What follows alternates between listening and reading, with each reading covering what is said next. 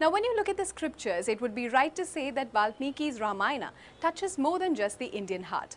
Recently in the city, French translations of the same was inaugurated, and what makes it special was the use of 660 Indian miniature paintings to illustrate the text.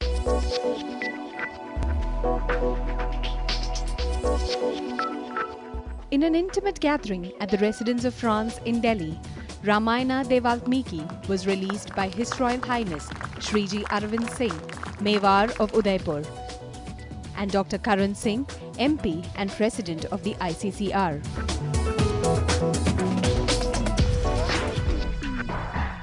You see, this is something quite extraordinary. What this lady, Madame Diane de Selliers, has done is, she has produced in 7 volumes a Ramayana based on Valmiki's Ramayana. It's very important. That is the original Ramayana. And she has illustrated them with 700 miniature paintings, which she collected from all over India and from all over the world. And she has put them in 7 volumes. It is a monumental work.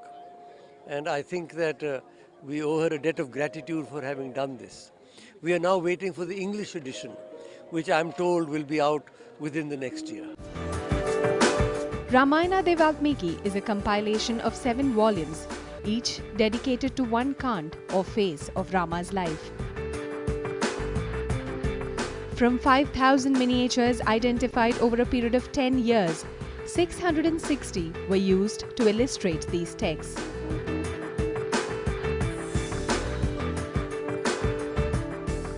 When you look at a painting, you can reproduce it like if it was the original. If you choose sculptures or other artworks that are very beautiful, you are looking at a picture. You are not looking at the original. And with the quality of reproduction that we can do, paintings look like if you were holding it in your hand. And also the tradition of manuscript all over India is something really important, because all these books were made so that people could read them with images. So I'm in some ways re-giving that to the people. The miniatures were carefully chosen based on their aesthetic style, brilliance of colors and present-day quality. The oldest was commissioned by Mughal Emperor Akbar in the 16th century and has Persian texts describing the scenes.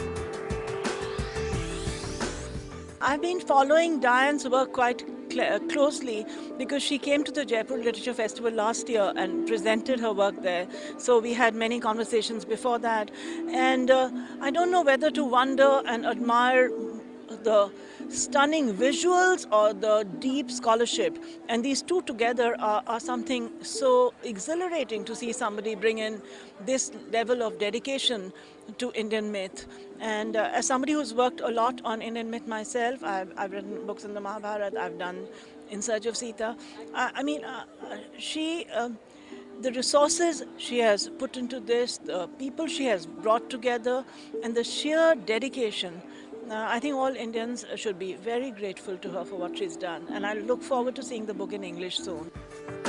The book itself is a work of art where prose and paintings respond to one another, and it is published as a limited edition numbered from 1 to 3,000.